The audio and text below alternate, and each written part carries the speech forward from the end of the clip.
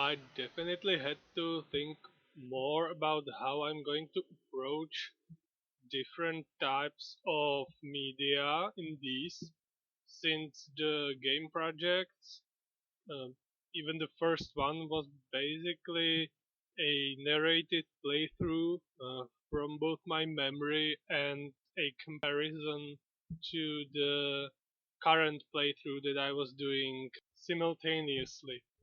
And that might be how I'm going to approach these in the future, since I have a few more games that I would definitely like to cover, to talk about. And for the movies, I am going to probably go through them in a similar fashion. It's going to be a bit more difficult to I how should I put this, to separate them in chapters, because obviously in a game it's way easier. Sometimes they themselves do that. They split the story into parts, but for a movie, I think I'll have to be a bit more careful. On the other hand, considering Asterix and the comics, they are rather short, so I think that would be way easier when I'm covering just the comics portion of the work. But when I'm covering the movies, the animated ones not so much, but the one live action that I want to talk about, Cleopatra, I'll have to think about it a bit more than I'm used to, so that's going to be a challenge for me. Next thing, I have to be careful with another word that I've been inserting a bit too much. It's the word so, and one I've already mentioned a little bit. I use that too much, so I have to be careful with those two. Then I would love to be able to better modulate my voice, the tone, the highs and lows, careful with the pauses, even though I do have to think about what I'm going to say when on the run, when on air, but still I should be able to better articulate myself. And so far, I am quite happy with what I'm creating, since quality was never really in my mind when I first thought about recording these. But along the way, I realized that I might want to learn at least how to edit the voice, clean out the sound, so that at least it's not a punishment to listen to the recording, even for myself when I review my own work in parentheses. So there is that. Although I do want to focus solely on English for now, so this is for the future. And then about Asterix, my latest focus that I've been covering for 2 videos for now, and that the translation from French into Czech was my first and only contact I've ever had with Asterix for now.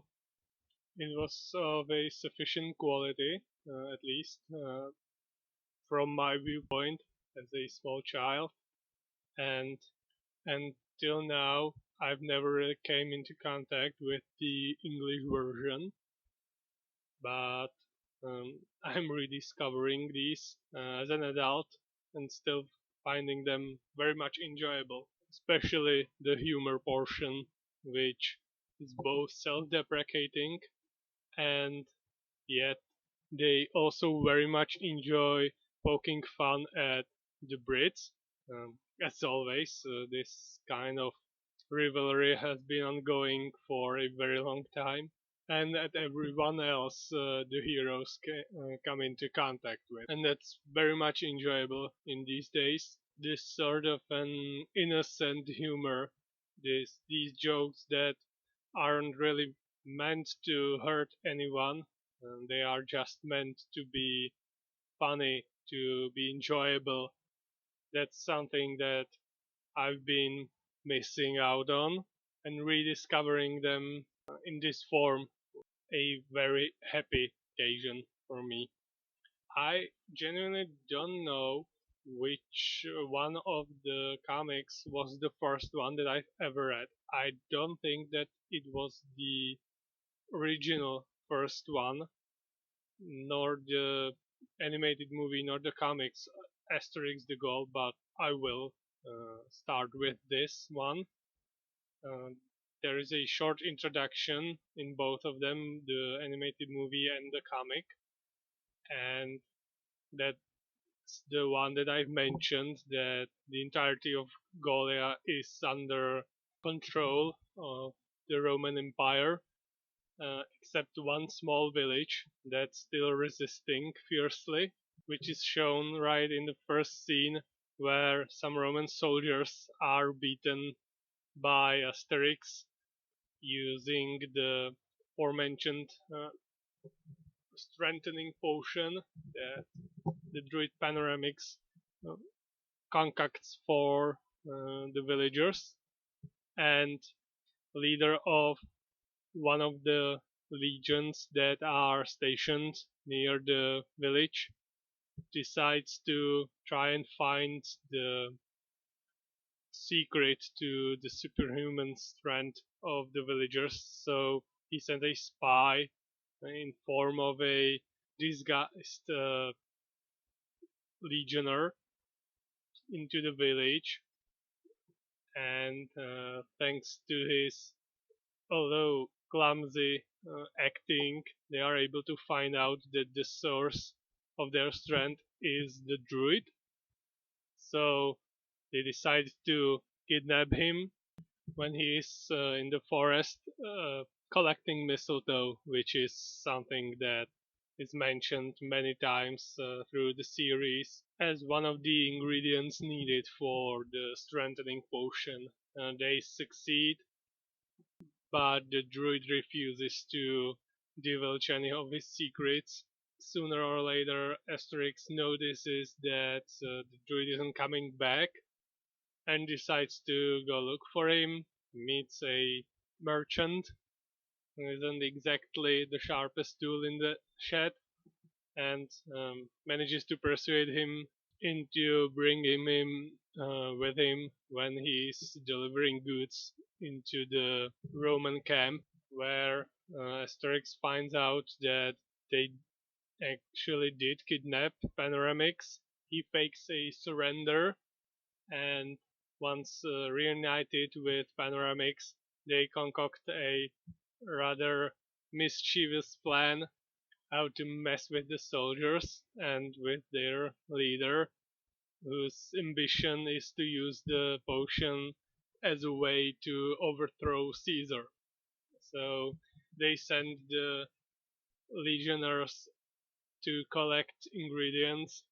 Um, some of them are extremely ridiculous, as in trying to find strawberries in winter, and one of the poor soldiers travels half the world just so that he can deliver a small basket of strawberries, while the Gauls are treated as VIPs by the Romans. When they finally do receive the strawberries, they just proceed to eat them, and when they comment on how tasty they were and they would like to receive some more, the Roman centurion get mad, so they finally seemingly stop playing games, and Panoramix promises to concoct the potion, which he does, but unfortunately for the Romans, the fact is very different from what they are expecting, while simultaneously uh, creating the strengthening potion for Asterix so that they can make their escape. Once both are finished, they give one to drink to the legionnaires. First one to drink is the centurion, and there's a beautiful scene where he attempts to lift a series of boulders, as in to prove his now superhuman strength, and he has to go from a very large one to a small pebble, pretty much. And when he finally lifts it, he shouts in victory, just to be reminded by one of the close soldiers that what he lifted would have been lifted by a small child as well. That's when they realized that the potion they received was a hair growing formula, especially potent one. So for the next portion of the movie, they just desperately try to cut their hair and beards shorter, only to go and beg the druid panoramics desperately for him to concoct an antidote for this hair growing formula.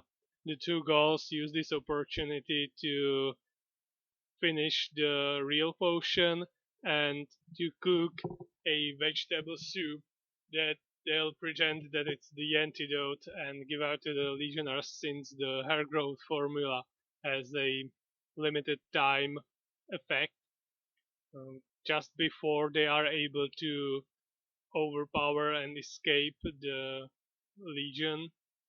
Julius Caesar uh, makes a surprise visit with his soldiers, and once Asterix reveals the plans of the commander of the post, that he was going to use the potion as means to become the new leader of Rome, mm, Caesar, as a way to thank them for thwarting this plan, he sets them free and sends the entire legion to uh, an outpost somewhere in the middle of nowhere, as punishment.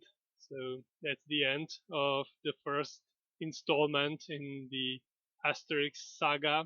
We don't get to see much of Obelix. That's for the later comics and movies, but he becomes a rather prominent figure as well, which I was always a big fan of. I was always more into Obelix than Asterix, even though I wasn't in any way, shape, or form similar to Obelix, but somehow he still felt much closer to me than the quick witted, small Asterix. And yeah, I'll go through a few other both comics installments and some animated movies, and that one live action adaptation. Uh, I'm actually excited because this brings back just the pure childhood, since I haven't really came into contact with these for decades. So yeah, nostalgia and happiness.